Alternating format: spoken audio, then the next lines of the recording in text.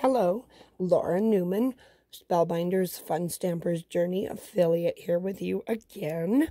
Oh, my video cut out on me 38 minutes through. It's a long video.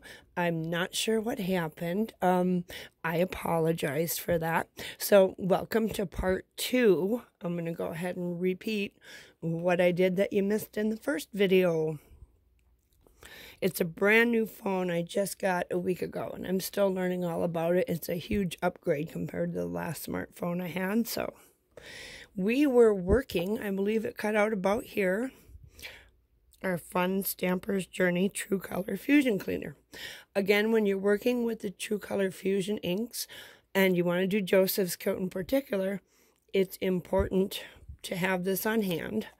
So if you don't happen to have any, but you do have our ink pads, go on over to my blog at laurascraftycreations.com, and you'll find links there for everything that I used at least to create this card. So what I'm doing now, I've unscrewed the cap. I'm going to go ahead and put a cotton swab or a Q-tip, and we just want a little bit. We don't need a lot. As you can see, I have a few more things complete on my card, but I'll just go ahead and repeat. So what we want to do to really bring that color out is just apply this on our stars. So I went ahead and did that all over every single star, or quite a few of them, just like that. And then I went ahead and I took my paper towel and just kind of swirled that around to pick that True Color Fusion cleaner off of the card.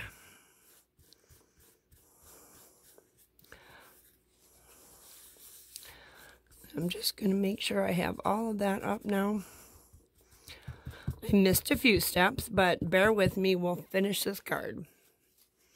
Sparkle silk is the next item I used. You're going to notice already there's a lot of silver shimmery sparkle going on here that wasn't in this card at the end of part 1 of the Joseph's Coat Technique video. Now, this is Fun Stampers Journey Sparkle Silk. Fun Stampers Journey makes, I don't know how many different colors of silk, a lot. It's got like little pearlescent metallic-y type materials in there.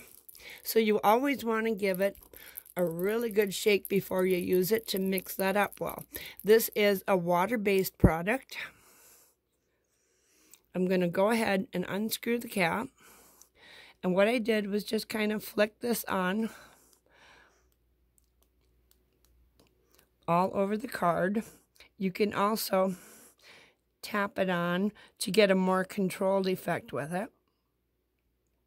So anywhere you want this to go. So I just basically did that all over the whole card. It only took, less than a minute to do. And again, you can see that bright shimmery silver type of look on the card. Isn't that just gorgeous? Now, once I completed that part and let it dry for just a couple of minutes, I don't know, about a minute or so, the silk really does dry fast, you'll find. So we'll lay that back down. The next thing I went ahead and did was started attaching some of my sequins. I want to show you real quickly. Let's get my little pieces off the way. These beautiful, beautiful sequins that Fun Stampers Journey just released this weekend. These are called the Starry Night sequins. The link to go ahead and look at these online is over in my blog again. At the end of this video, I am going to put up my social media information so that you can see that and you know how to find me elsewhere. I'm not only on YouTube, I have a blog, I'm on Instagram, I'm on Facebook. I'm going to go ahead and sprinkle a bunch of these out so you can see on a white background how stunningly beautiful these are. There's little beads in here. We have these little moons, I call them. They could be planets. They could be whatever you want. We've got blue. We've got black. Different colored beads. I think there's purple. There's black. There's like a blue, a purple. Oh, there's our silver sequins, which is what I'm going to go ahead and put on our card. But you can see how beautiful all of these are. Beautiful holographic material on a lot of these. And people go, oh, sequins on a card? Well, yeah. Oh my gosh. And beads and all kinds of things. It's so fun. They really do add a little dimension to the card, as well as a lot of sparkle and shine. I'm just going to clear these off back in the tray.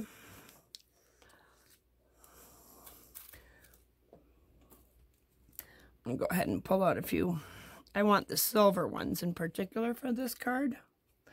I don't know, for some reason I really like how the silver looks on it. Oh, nope, that's not silver. And we'll get a few of them up there just to show you how I did that. And also I used one of the moons. I think I used about, I don't know, 9 or 10 of these sequins on my card. Let me show you the finished one again. But you can see what a beautiful effect that makes. And the sparkle silk alone, which you can see mostly here, does look absolutely beautiful. But again, these just add a little more dimension, a little more shimmer, a little more pop. It really, I don't know, I highly recommend these sequins. It's a wow must-have. If you want to wow somebody with your card and make it pop, get these. So let's go back to this. I have the Silhouette Pick-Me-Up tool. It's used for when you get the little blings with the self-adhesive stuff on the back. You pick it up with this end. Now this end has slightly a low-tack adhesive on it for picking up small items. Mine, I've had this for so long, it actually went dry. So what I do, a little tip for you here, is I have some Zig two-way glue. Take the cap off. I just applied a little tiny bit of it on the end. I set the pen aside to dry for, oh, I don't know, 2, 3 minutes, 4 minutes. And what you get is a slightly tacky surface. Let me go ahead and show you how quickly this picks up. Make sure I'm on camera. Yep, there we go. You can see how that sticks. And it'll easily flick off again, too. So this turns it into kind of like a sticky note where it's low tack. You can stick it to something or take it off again. Very handy tool to have. The other tool I used is the Fun Stamper's Journey Bloom tool. This is so versatile. I use it a lot for my die cutting. It's got a sharp, pokey edge. If you want to punch a hole in your cardstock to attach a brad, it's a quick way to do it. Also for poking out the bits and pieces in intricate dies. And there's also a brush end to go ahead and brush out some larger pieces. Really versatile tool. It even comes with ball tips, which I don't have here at the moment, but yeah, you get a lot of pieces with it. So check out that link on my blog too. So let's go ahead and get started. I'm going to just glue my sentiments down first. Let me close up my Fusion ink cleaner before I spill that. So I'm going to kind of place my planets how I want them on the card. Out of focus again, huh? So now I've already attached the moon piece, and all I did was use the Fun Stamper's Journey craft glue. This is pretty much like a tacky glue. It holds all kinds of surfaces really, really well. How it's different than the tacky glue, though, is that it has a really small tip. Can you see that okay? So I know when I used the tacky glue before I found this stuff, I'd get big blobs of it, kind of hard to control. This opening is a lot smaller, so it's really easy to get just little dots or thin lines. I'm going to go ahead and apply some on my cardstock pieces here. Let's see, let's put that back up there so I know exactly where I want to glue these at. So this one, I decided to go in this pattern because some of these stars, for some reason, a lot of the embossing powder did not stick. So I want to cover that up because it looks too black and kind of blah. Yeah, anytime you make a little mistake like that in your work, don't throw it out. There's always a way to cover it, go over it, fix it. I think most mistakes, and trust me, I've made a lot of mistakes, so I know what I'm talking about. 99.9% of the time, mistakes can be fixed, so don't throw it out and panic. I'm going to add a little more of the glue on my other larger sentiment, which is going to get attached on the bottom.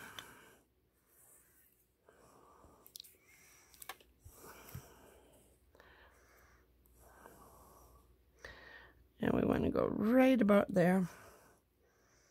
So this is going to ground it. I'm pulling the white, using the white to pull this into the edge of the card and really make it look like it fits. And I like using the glue for this because it gives you a little wiggle room. It doesn't stick immediately like some tapes will.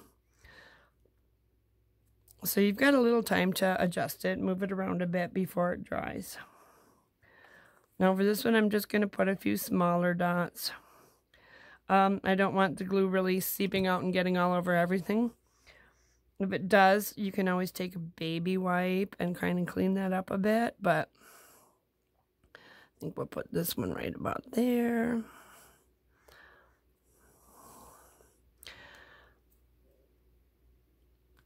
Make sure that touches the edge so we get a grounding and anchoring effect going on. I'm going to go ahead and pull the tabs off of my smaller pieces that we stamped earlier. And we'll add that one on right there. And we'll do the large planet that looks like Earth first. And again, I want the pink side going in. We're going to cover the moon a little bit just to cover that little hole in there. And I'm going to add, I've got, planet's going to go this way. So I've got a foam square here. And I'm going to add a little bit of glue here just so it will attach to the planet and not wiggle off later.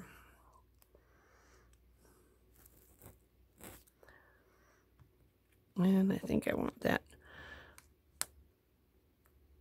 at that angle a little more. And let's go here. Yeah, I like that. There we go. Just going to press that down there. Again, press and make sure these are securely attached now with the glue. And everything's on. So, we're going to take the Silhouette Pick Me Up tool. We're going to pick up one of our silver sequins.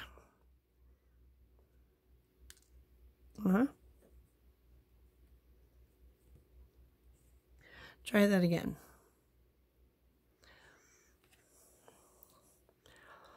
I want to figure out where I want the stars to go. I think I want one, right about here maybe.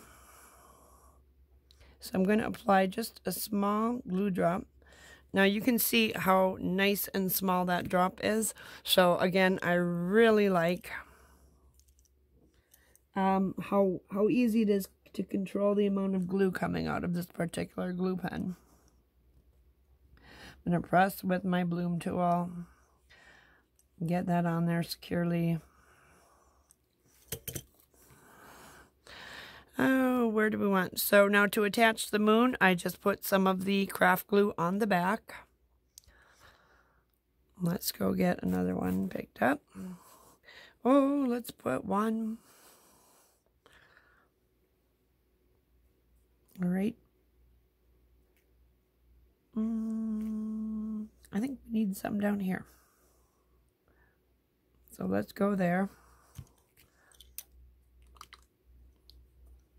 And I'm just going to take my bloom tool and kind of drop that into the glue, move it over. and press with it. Whoops, so there. We got a big blob. It's okay, it's going to dry clear. I'm going to hold it, try and pick a little bit up with my finger. And there we go. You really won't notice that when the card's done. It dries clear.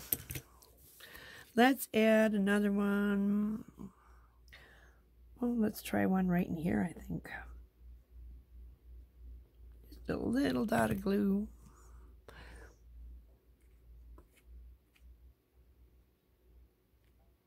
Okay, pick up another sequin.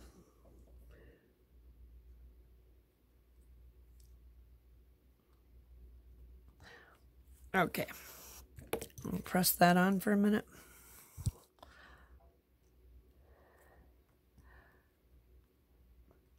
Come on. And there we go. So now you can see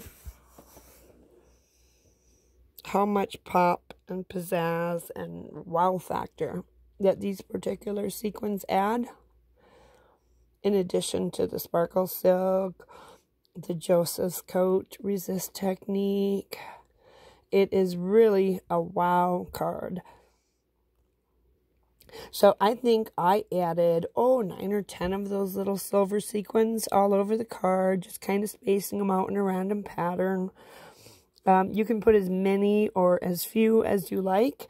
You get quite a few in this little jar. I dumped about, half of it out into my tray. Not even. I think I dumped about 1/3 of the contents into this tray of the Starry Night sequins. So, yeah, like I said, use as many as you like. These are going to last, like, a really long time. Starry Night sequins. So, and then you're going to take the piece, you're going to attach it to the card base that I showed you at the beginning of part 1 of the Joseph's Coat Technique video. And you're basically done. Voila, bing, bang, boom. A nice, simple, well, I don't know if it's simple, but it's fun. A nice, fun, super wow factor card that I think just about anyone would absolutely love to receive. So, I hope you've enjoyed my video today. I'm going to go ahead and put my information out. So, and thank you so much for watching me here on YouTube today. Of course, my name for YouTube is Laura Newman. Please hit the subscribe button if you like my video. I'll be producing a lot more in the next several months. I have some out there already, including one on the Spellbinders Glimmer Machine. So go ahead and look that up. And then please subscribe and like if you enjoyed today's video. And when you subscribe, then of course you'll get notified every time I put up a new video on my channel. Now you can also find me on Facebook. It's Laura's Crafty Creations at Laura's Crafty Place. My blog address is laurascraftycreations.com. And I'm on Instagram as Laura's Crafty Creations 2. Again, thank you so much for subscribing today. And I'm so sorry my first video cut out on me. Again, I'll be learning a lot more about my phone, so I hope this kind of issue doesn't happen in the future. And, well, y'all have a good day now. And I hope to see you back on my channel soon. Thanks. Bye.